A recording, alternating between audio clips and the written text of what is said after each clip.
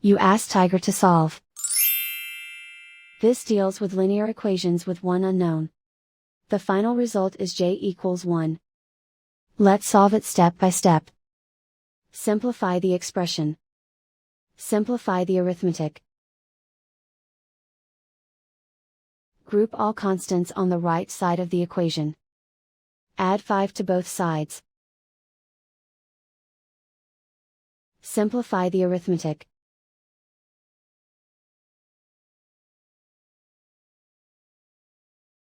Isolate the j. Divide both sides by 79. Simplify the fraction.